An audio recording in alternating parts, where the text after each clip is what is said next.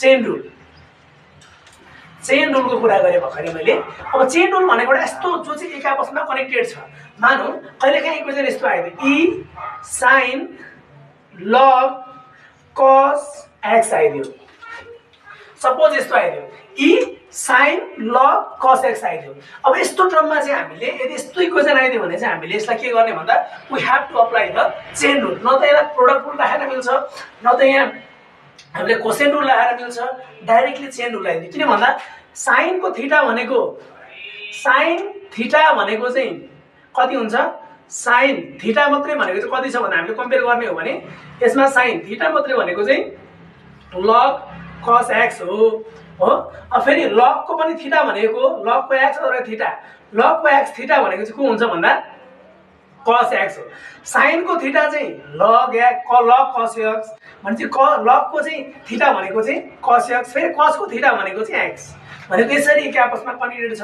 त्यही भएर यसलाई चाहिँ हामीले के भनेको चेन रुल बनायो। सो मेरो फंक्सन के छ, y बराबर ई साइन लग कस एक्स छ।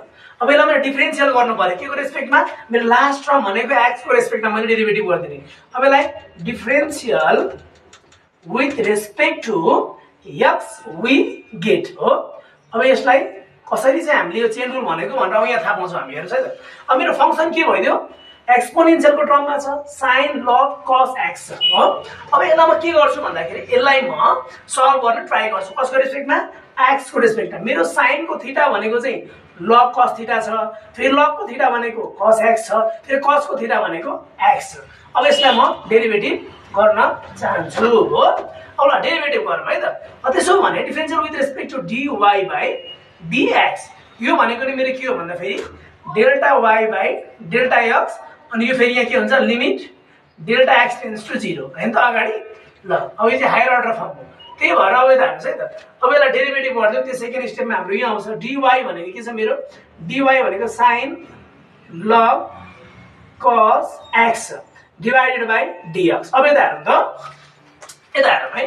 अब क्वेसन हेरौँ के छ भन्दाखेरि चेन रुलमा लानु छ मलाई हो। मेरो यति भनेको के छ, मेरो एक्स छ। अब we all know that derivative of exponential of x dx भनेको मेरो के हुन्छ, two to the power x हुन्छ एक्सपोनेन्शियल फर्ममा। Derivative of exponential of x equals to ex हुन्छ हो। भनेपछि अब मैले के गर्छु भन्दा पहिला म यो एक्स निकाल्न खोज्छु हो।